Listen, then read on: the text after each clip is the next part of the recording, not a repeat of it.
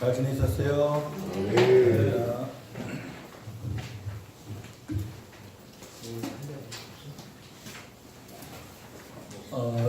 지난 첫 시간 때 어떻게 어느 정도의 분량을 했으면 좋겠나라고 물었는데 몇 조에서 저에게 답을 주시기를 한 6개월 정도로 맞췄으면 좋겠다. 그렇게 거의 다가 그렇게 해서 16장이니까 장당 2주 정도 잡으면 32주입니다. 어떤 장은 한 주면 되고요. 또 어떤 장은 3주, 숙주가 돼야 되고, 그러니까 평균 2주 잡으면 한 7개월 정도 됩니다. 그 정도로 해서 준비를 제가 하겠습니다. 그리고 강해이기 때문에 강해는 1장부터 16장까지 쫙 이어집니다. 이게 흐르는 물이 거꾸로 가거나 옆으로 가면 안 되거든요. 그래서 제가 어떠한 내용을 좀 이렇게 넓게 깊게 하더라도 그냥 지나가는 것 없이 그냥 지나가는 부분도 간단하게는 짚고 넘어가야지 맥이 이어지니까. 오늘 이렇게 제가 이렇게 하는 스타일을 보면은 이렇게 구멍에다가 하겠구나 이렇게 아마 짐작이 되실 거니까. 어떻든 뭐 제가 하는 방식하고 또 여러분들이 하시는 방식하고 틀릴 수도 있으니까 그냥 고윤재 목사는 이렇게 본다 이렇게 생각하시고 혹시 이 교환이 필요하시거나 파일이 필요한 사람들은 이훈세 목사님한테 얘기하시면은 이 교환도 드릴 수 있고 그다음에 메일로 파일도 보내주실 수 있으니까 이훈세 목사님한테 얘기하십시오. 그렇게 하시면 되겠습니다. 자, 합니다.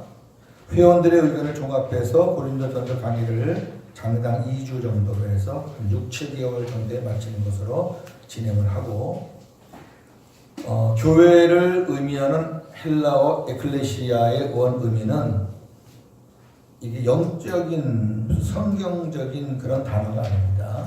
여러분 다 알다시피 세상 공동체를 가리켜요. 국가, 사회의 행정, 국방, 경제, 문화, 교육 등 전반적인 문제들을 논의하고 결정하기 위해 각 지역에서 선택받은 자들이 모였던 헬라의 중앙 모임입니다. 이곳에서 함께 모여 논의하고 결정된 사안은 각 지역에 가서 반드시 실행해야 합니다. 당연하죠? 자, 중앙에서 모임을 요청할 때는 어떤 목적이 있는 거죠. 전국에 시달하거나 하달할 어떤 내용이 있어서 다목이라 그러는 거고, 거기에 모였던 각 지역의 책임자들은, 선택된 자들은 그거를 바르게 가서 시행을 해야 됩니다. 시행 안 하면 잘리는 거죠. 교회는 영적 공동체이지만 하나님께서 에클레시아라는 세상적 용어를 사용하게 하신 것은 하나님께서 말씀하시려는 의도가 같기 때문입니다. 첫째는 선택받은 자들이 모인 공동체 에클레시아가, 이거를 우리가 영적으로 보면은 하나님께서 선택하여 부르신 자들의 모임. 우리가 많이 했잖아요. 이거 뭐 귀가 따갑게 듣고 조시 나갈 때 이거는 기본적으로 배우는 거잖아요. 근데 1번으로 끝나는 경우가 참 많은데 2번을 한번 보시면은 공동체에서 받은 내용들을 각 지역에 가서 실행하는 게 이 에클레시아 공동체의 목적인데, 그럼 오늘날 우리 교회는 교회 공동체에서 받은 메시지를 삶의 현장에서 실행하라는 거예요. 자, 하나님이 저와 여러분들을 교회 공동체로 불렀잖아요. 그래서 은혜를 주시잖아요. 그럼 그 받은 은혜를 가지고 그냥 그거를 휴지 좀 주실래요? 가끔 가야게. 누가 별로 많이 흘러서 그래요. 생수가 아니고 끓물이요. 끓물. 그래서 자, 우리가 교회를 정의할 때 감사합니다. 1번에 대해서는 잘해요. 부름받은 여기 또 있으니까 부름받은 공동체다 뭐 이런 거는 잘해요. 근데 2번을 잘 안 해요. 2번. 1에 대해서는 잘 하는데 2에 대해서는 놓치는 경향이 많아요. 그 2가 따르지 않는 1은 아무 의미가 없어요. 교회가 외식적인 교회로 되는 원인이에요. 무슨 말이냐면은 하나님이 저와 여러분들을 불러 모았잖아요. 그 불러 모으신 데는 목적이 있어요. 하나님의 은혜를 받아가지고 세상에 나가서 전하고 살라고. 그게 에클레시아의 원 의미라니까. 부름 받은 자들의 모임으로 끝나시면 안 돼요. 저는 요 부분을 그 대한신학 다닐 때 개신교와 카톨릭을 비교하라는 그런 그 소논문 과제가 있었어요. 그 제가 카톨릭에 관한 책들을 한두 권 사서 보면서 비교를 하는데 요 부분이 카톨릭에서 나온 책들이 요 부분이 아주 강력해요. 근데 우리가 잘 아는 폴컵이라도 우리 다 그렇게 배웠잖아요. 그분들의 메시지는 1번이 강해요. 하나님께서 많은 사람 중에서 우리를 불러 모았다. 그 불러 모은 공동체가 에클레시아다. 어떤 자부심도 있고 그런 것도 있지만 근데 그걸로 끝나면 안 돼요. 천주교가 왜 삶이 우리보다 더 아름답고 희생적이냐? 2번이 잘해서 그래요. 2번이. 그거 굉장히 중요하거든요. 여러분 교인들 모아놓고 예배드리고 교인들 흩어지면은 그 교회에서 목사님을 통해서 복음 들은 그 메시지 가지고 나가서 그 메시지대로 믿음으로 살라는 거예요. 거기까지 묶어져야지 에클레시아예요. 이걸 좀 확실히 했으면 좋겠습니다. 저는 그래서 이제 그때 이 카톨릭에 관한 책을 보면서 야, 이 부분 너무 좋다. 이게 우리가 안 되니까 아는 건 많고 어떤 그 자부심도 있고 뭐 이런 건 있는데 삶이 안 되니까 사회로부터 욕을 먹는 거예요. 외식적인 교회로. 가장 중요한 것은 이 교회라는 용어의 건물의 의미는 원래 전혀 없습니다. 세상적인 공동체에서 쓰는 용어에도 건물의 의미는 없고 또 우리 영적인 공동체를 봐서도 교회라는 단어에 건물의 의미는 전혀 없습니다. 이따가 이제 나옵니다만은. 세 번째, 오늘 강해의 중점은 교회의 나눔, 분열, 파당에 두겠습니다. 교회가 크든 작든 이 문제에서 자유로운 교회는 그리 많지 않습니다. 사도 바울이 다양한 문제들을 갖고 있는 고린도 교회를 향해 먼저 던진 메시지가 바로 이 문제입니다. 왜냐하면 공동체가 주 안에서 하나 되지 않으면 교회는 아무것도 할 수 없기 때문입니다. 이러한 교회는 율법이 아주 강하죠. 주 안에서 하나 안 되는 교회는 율법이 그만큼 강해요. 인본주의, 그래서 비판과 정죄. 어떠한 일을 해도 시끄럽고 안 해도 시끄러워요. 한국 교회와 교단의 모습을 한번 보시기 바랍니다.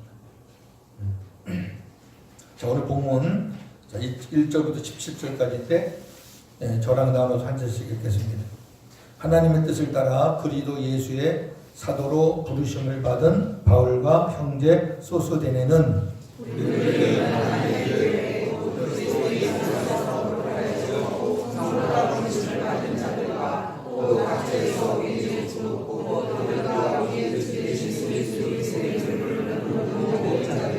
하나님 우리 아버지와 주 예수 그리스도로부터 은혜와 평강이 있기를 원하노라.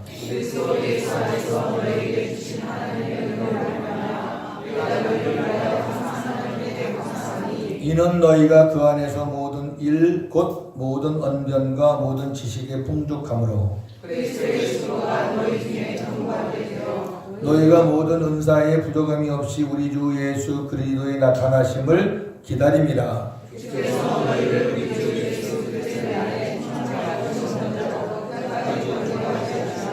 너희를 불러 그의 아들 예수 그리스도 우리 주와 더불어 교제하게 하시는 하나님은 미쁘시도다.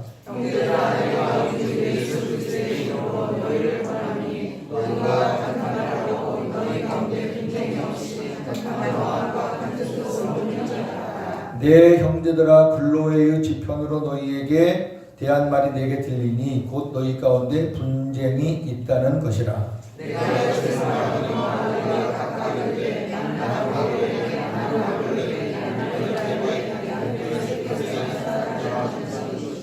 그리스도께서 어찌 나뉘었느냐? 바울이 너희를 위하여 십자가에 못 박혔으며 바울의 이름으로 너희가 세례를 받았느냐?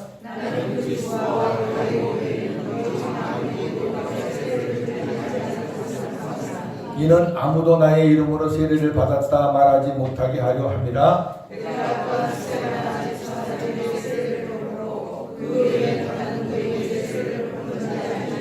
같이요. 그리스도께서 나를 보내심은 세례를 베풀게 하려 하심이 아니요 오직 복음을 전하게 하려 하심이로되 말의 지혜로 하지 아니함은 그리스도의 십자가가 헛되지 않게 하려 함이라. 아멘. 하나님의 교회의 정의에 대해서 먼저 1절 3절입니다. 보면은 성경 그대로 제가 옮겨놨어요. 더 설명할 것도 없어요. 그리스도 예수 안에서 거룩하여지고 성도라 부르심을 받은 자들 교회예요. 그 2절에 보면은 고린도에 있는 하나님의 교회 곧 그랬어요. 그것은 하나님의 교회가 뭐냐 이걸 풀어주는 거예요. 하나님의 교회는 그리스도 안에서 거룩하여지고 성도라 부르심을 받은 자들, 성도들의 모임이에요. 그 다음에 두 번째, 교회란 무엇이냐? 각 처에서 우리의 주, 곧 그들과 우리의 주 대신 예수 그리스도의 이름을 부르는 모든 자들 교회예요. 건물의 의미는 없어요. 세상적인 용어에도 없고 우리가 영적으로 복음에서 그것을 쓰는 용어 안에도 건물의 의미는 없어요. 사람이 교회예요. 사람이. 그리고 세 번째는 하나님 우리 아버지와 주 예수 그리스도로부터 은혜와 평강을 받고 사는 자들이 교회예요. 1절 3절만 우리가 깊이 봐도요 은혜가 풍성해요. 이렇게만 지나갈래요. 그냥 이게 오늘 여기 핵심이 아니고 이 부분은 또 우리가 많이 했으니까 지나갑니다. 두 번째, 고린도 교회를 향한 사도 바울 사도의 감사가 나오는데 제가 항상 여러분께도 말하고 저도 그렇게 보고 있지만 성경의 숲을 먼저 보고 나무를 보셔야 돼요. 숲을 안 보시면 우리가 굉장히 성경 해석하는데 어려움을 겪을 수가 있고 잘못된 길로 갈 수가 있어요. 요걸 잘 보시면 하나님의 은혜로 모든 언변과 지식이 풍족함으로 그리스도의 증거가 너희 중에 견고함을 감사한다. 바울의 감사예요.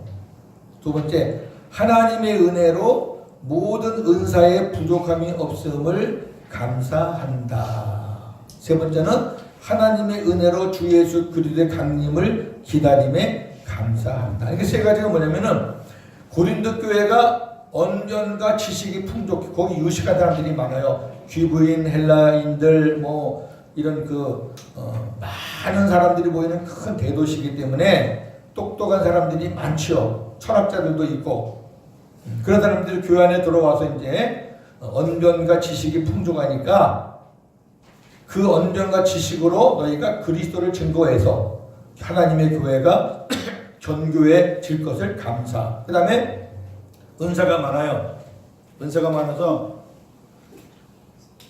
하나님이 너희들에게 모든 은사를 부족함 없이 주신 것 감사. 그 다음에 세 번째로는 예수 그리스도의 강림을 기다리는 그런 소망의 신앙이 있어요. 그걸 감사. 우리가 얼른 보면은 고린도 교회의 현재 모습이 이러한 모습인 줄 착각을 한다고 말해요. 전혀 아닙니다. 고린도 교회는 지금 1, 2, 3번의 모습이 아니에요. 이제 그 다음 절을 보셔야 돼요. 이렇게 해놓고 뭐라 그러냐면 주께서 너희를 주 예수 그리스도의 날에 책망할 것이 없는 자로 끝까지 견고하게 하실 것이다. 그러니까 견고하는 게 교회가 스스로 견고해지는 게 아니라 지금은 부족하지만은 하나님 너희들을 견고하게 하실 거다. 지금은 너희가 언변과 지식 가지고 서로 네가 옳으냐 내가 옳으냐 개바파다 바울파다 아볼로파다 그렇게 서로 잘난 데 사용하고 있지만 너희가 앞으로 이제 하나님이 만지셔서 깨닫게 해서 성숙하게 하면 너희들이 그 알고 있는 지식과 그 말 잘하는 언변 가지고 나가서 너희가 복음을 전할 것이다. 앞으로를 보는 거야. 그 다음에 그 다음 절 보면은 너희를 불러서 그의 아들 예수 그리스도 우리 주와 더불어 교제하게 하시는 하나님은 믿으신 분이다. 믿을만 하신 분이다. 그러니까 자 4번 5번은 주어가 주께서 5번은 아버지께서 하나님께서 하나님이 저와 여러분들을 주님과 교제하게 하시고 그 다음에 4번은 주님께서 우리를 마지막 날까지 끝까지 우리를 견고하게 하실 것이고 이걸 제가 이제 풀어드리면 이렇게 되면 됩니다. 바울은 고린도 교회에 감사하는 것이 아니고 뭐 감사를 사람에게 하겠어요? 고린도 교회가 지금은 문제가 많은 교회입니다. 근데 요 9절만 딱 지나면요 10절부터는 그냥 문제가 막 계속 나오는 교회입니다. 문제가 계속 나오는데 지금 1, 2, 3번의 수준이라면 문제가 나올 게 뭐가 있어요? 은사를 잘 활용하고 그 다음에 주님의 마지막 강림이 있는 소망의 신앙이 있고 그 다음에 그 언변과 지식을 가지고 예수님을 증거하고 있다면은 뭐 책망을 왜 하겠어요? 왜 바닥에 나눠주겠어요? 안 그렇다는 거예요. 안 그렇지만 너희가 지금 갖고 있는 끼라든지 장점이라든지 그런 게 많다는 거예요. 하나님이 주신 것들이 너희들이 지금 많이 가지고 있다는 거예요. 앞으로 그걸 보니까 너희들이 가지고 있는 걸 보니까 하나님이 너희들 가지고 있는 거를 사용하셔서 이렇게 될 것을 감사한다. 그런 의미죠. 그러니까 자 지금은 문제가 많은 교회이지만 주님과 하나님 아버지께서 마지막까지 함께 하셔서 성장시켜 주실 것에 항상 감사하고 있는데 즉 지금은 하나님이 주신 언변과 지식을 남은 판단하고 정죄하는 데 사용하지만 앞으로는 언변과 지식으로 그리스도를 증거하여 견고한 교회로 세워갈 것이고 지금은 하나님이 주신 은사를 자기를 자랑하는 데 사용하지만 앞으로는 은사를 교회 섬기는 일에 바르게 사용하는 교회로 세워갈 것이고 지금은 주의 강림과 부활에 대해 그릇된 편견을 갖고 있지만 앞으로는 바른 부활신앙으로 주님의 강림을 사모하는 교회로 세워가실 것을 믿고 감사한다. 율법으로 보는 관점과 복음으로 보는 관점을 우리가 이렇게 좀 구분하시면 좋겠어요. 그러니까 고린도 교회는 문제가 많은 교회예요. 근데 바울은 그 문제를 안 봤어요. 오히려 문제를 바울은 기회를 본 거예요. 너희들이 문제가 있지만 너희들은 지금 장점이 많아. 하나님 주신 그런 재능과 은사들이 많아. 너희들이 이제 하나님의 말씀으로 잘 훈련받으면 지금은 너희가 그 장점과 그 끼와 재능을 가지고 지금 인간적으로 사용하고 있지만 하나님께서 그런 것들을 이제 복음을 위해서 교회를 위해서 아름답게 세워갈 것이니까 나는 그거를 기대하면서 하나님 앞에 감사한다는 말이죠. 자 그러면 저와 여러분들이 내가 섬기는 교회를 보면서 우리는 감사를 어떻게 하세요? 이렇게 속썩이고 말썽 부리는 사람을 볼 때 감사가 잘 안 나오잖아요. 그런데 바울의 시각으로 주님의 마음으로 보시면은 오히려 말을 잘 안 듣고 잘 안 되는 사람들이 하나님 앞에 들 수 있는 확률이 더 많은 거예요.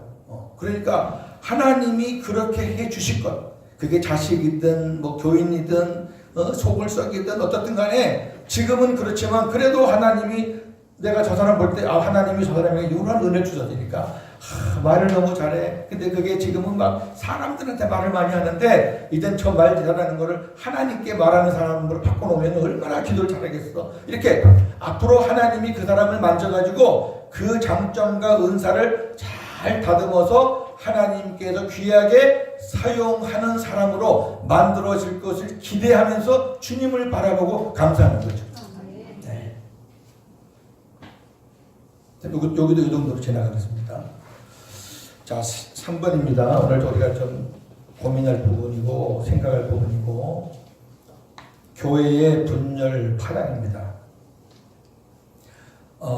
바울이 고린도 교회를 향해 형제들아 내가 우리 주 예수 그리스도의 이름으로 너희를 권하노니 모두가 같은 말을 하고 너희 가운데 분쟁이 없이 같은 마음과 같은 뜻으로 온전히 합하라. 본문입니다. 여기 내 형제들아, 지난 시간에도 말했지만 주님의 사랑이 아니면 부를 수 없는 호칭이에요. 사랑하기 때문에 권면하는 거고요. 지금 고린도 교회를 앞으로 쭉 나가게 되면요, 별별 추한 모습들이 많이 나와요. 근데 바울은 그들을 향해서 내 형제들아. 왜? 주님이 부르신, 주님이 세우신 교회이니까. 주님이 불러모은 하나님의 양떼들이니까. 내가 판단할 수 있는 사람들이 아니니까. 주 안에서 형제니까. 바울 자신은 옛날에 과거는 지금 자기가 섬기고 있는 이 고린도 교회의 교인부터 자기는 더 훨씬 아꼈으니까. 그래서 주님의 은혜가 감사한 거예요. 그러니까 내 형제들아. 그러니까 책망을 하더라도 이렇게 사랑하는 마음으로 내 형제들아 이렇게 해놓고 권면하고 책망하면은 그게 고린도 교인들 마음속에 들어가겠죠. 그 책망. 왜? 사랑의 권면인 줄 아니까. 우리가 성도들에게도 마찬가지고요. 가족 간에도 마찬가지일 것 같아요. 우리 주 예수 그리스도 이름으로 권한다는 것은 주 예수 그리스도 마음으로 권면한다. 모두가 같은 말을 하고 너희 가운데 분쟁이 없이 같은 마음과 같은 뜻으로 온전히 합하라. 이 말은 모두가 주님의 마음을 가져야 분쟁이 없이 같은 말, 같은 마음, 같은 뜻으로 온전히 하나가 될 수 있다. 주님의 마음을 우리가 가져야 된다. 주님의 마음을 가져야 말도 같은 말을 하게 되고 주님의 마음을 가져야 마음도 같은 마음을 갖게 되고 주님의 마음을 가져야 모두가 다 하나님의 뜻 안에서 온전히 하나가 될 수 있지. 우리 모두가 주님의 마음을 갖지 않으면 안 된다. 이렇게 이제 먼저 서론을 얘기해 놓고 이제 실질적인 문제들을 바울이 끄집어냅니다. 너희가 나는 바울에게 속한 자라. 나는 아볼로에게 속한 자라. 나는 게바에게 속한 자라. 나는 그리스도에게 속한 자라. 하면서 분쟁이 있다는 말을 글로에의 지편으로부터 들었다. 글로에는 노예예요. 노예인데 회개하고 예수를 믿은 거죠. 여기 이제 여러 사람이 나오는데 다양해요. 회당장도 나오고 바울이 묵었던 그 유숙한 집 주인도 나오고 노예도 나오고. 이거 보면 바울은 신분에 관계없이 복음을 참 두루두루 다 전했다는 거예요. 로마서 16장 보면은 모든 신분이 다 나와요. 복음을 전한 사람들의 그 이름이 많이 나오는데 거기 보면 노예들도 많고요. 지위가 높은 사람도 있고요. 바울파.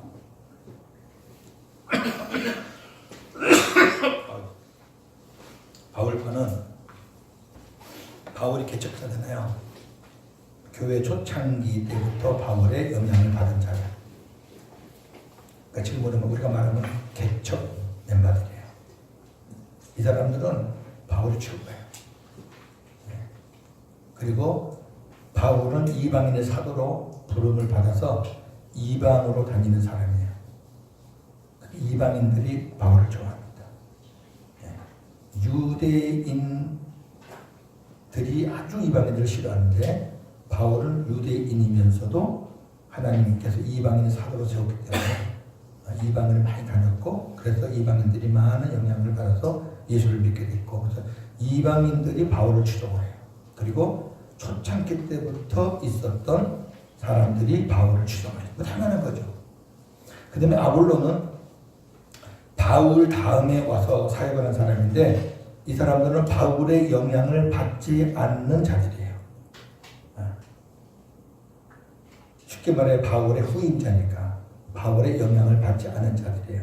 이게 다 오늘날 교회에서 문제가 되는 건수예요. 다 이게.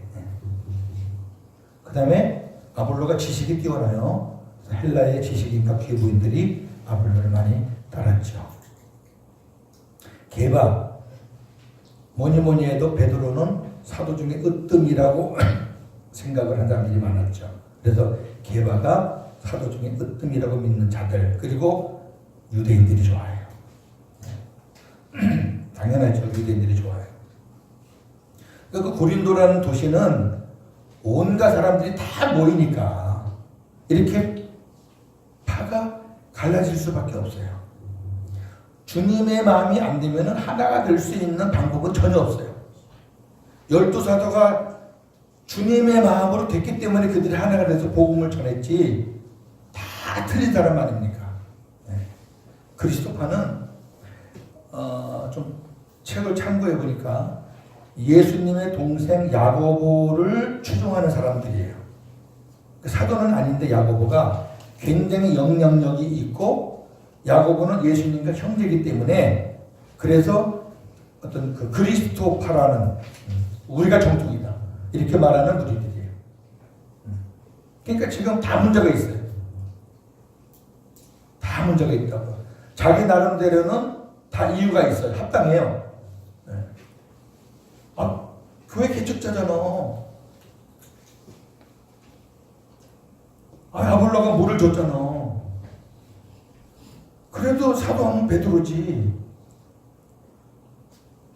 예수님의 그 피는 안 섞였지만 예수님의 그 친동생이 이렇게 서로 하면서 파장이 생긴 거죠. 자, 이때 이제 바울이 어떻게 이 문제를 해결하는가 보겠습니다. 첫 번째 질문이 뭐냐면은 그리스도께서 교회를 나누셨느냐? 이게 첫 질문이에요. 예수님께서 교회를 찢은 적이 있느냐?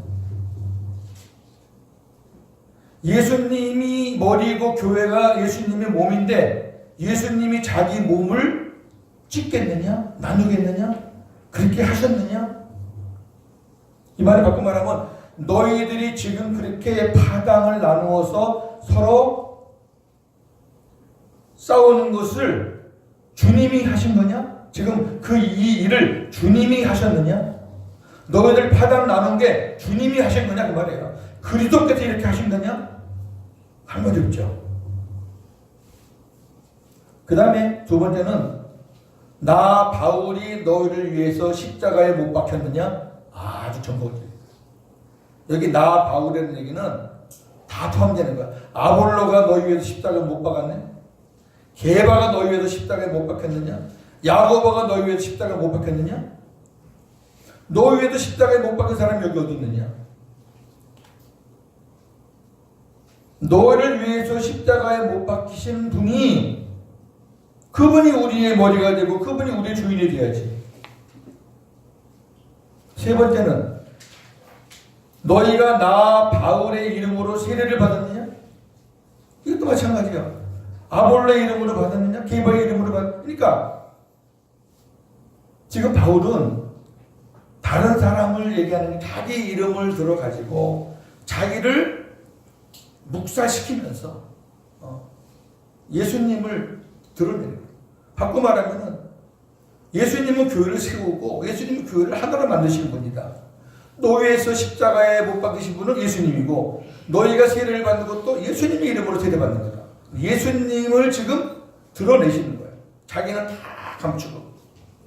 그 다음에 설명을 덧붙이는데 나는 개인적으로는 그리스도와 가이오 외에는 어느 누구에게도 세례를 베풀지 않은 것을 감사한다. 참 너무너무 우리가 이런 말씀 볼 때마다 야 우리는 세례를 몇 명 베풀었느니 너 나한테 세례 받았지 이런 거 갖고 우리는 굉장히 아주. 근데 바울은 세례 베풀지 않은 것을 감사해요. 지금. 왜? 예수님의 영광을 자기가 가로챌까 봐. 사람들이 예수님을 바라보지 않고 자기를 바라볼까 봐. 그래서 가능한 세례를 안 베풀었어요. 그리고 또 내가 또한 가정적으로는 스데바나 집 사람 외에는 다른 가정 누구에게 세례를 베풀지 않았다. 내가 그렇게 한 이유는 아무도 나의 이름으로 세례를 받았다 말하지 못하게. 그러니까 우리도 그렇잖아요. 아, 나 어느 목사님에게 세례 받았어. 그게 굉장히 아주 큰 교회 목사 같으면 아주 더 그냥 나 조용기 목사한테 세례 받았어. 고윤재 목사한테 세례 받은 사람은 그렇게 폼도 잴 수도 없지. 나 김상환 목사한테 세례 받았어. 되게 자부심이 있겠죠, 그죠? 그러면 이 세 사람은 어떻게 하다가 바울이 세례를 줬느냐? 이제 보시면 알아요. 그리스보, 지난 시간에 배웠죠. 고린도시의 회장장입니다. 유대인의 추앙을 받는 그런 어른이에요. 근데 그분이 예수를 믿은 거예요. 그래서 예수님을 믿고 자기 자리에 연연하지 않고 그 사람이 그냥 하나님의 복음사에게 헌신을 했잖아요. 그러니까 그 그리스도에게 바울이 세례를 준 거죠. 줄만하죠? 피치 못할 사정이죠. 가이오, 바울이 유숙한 집 주인이 로마서 16, 23장 참고하시고요. 그러니까 바울이 유숙한 집에 주인에게도 복음을 전한 거지, 바울은. 가리지 않죠. 뭐. 그래서 생명이 되니까 자기가 사랑을 받고 있으니까 세례를 줬어요. 스데바나는 고린도전서 16장 15절에 보면 아가야의 첫 열매로 성도를 섬기겠다고 작정한 자. 무슨 말이냐면은 아가야 지방, 아가야는 고린도를 포함해서 그 넓은 지역을 말해요. 그 지역의 첫 열매예요. 그리고 자기 집을 내놓고 성도를 섬긴 자예요. 그러니까 이 스데바나의 집이 하나의 어떤 가정 교회가 된 거죠. 그래서 바울이 아가야의 첫 열매로 세례를 줬어요. 그러니까 자 보세요. 진짜 피치 못할 세례를 줄 수밖에 없는 상황만 세례 준 거예요. 바울은 예수님을 위해서 자신을 묵살시켰고 세례 베풀기도 꺼렸어요. 물론 바울이 세례를 베푼다 그래가지고 그 사람이 구원받는 건 아니에요. 할례는 주님이 하시는 거니까. 그런 사람들은 이 할례에 관심이 별로 없어요. 누가 세례를 베풀었느냐? 지금도 마찬가지잖아요. 그 누가 세례를 베풀었느냐? 나는 누구한테 세례 받았다? 그 말을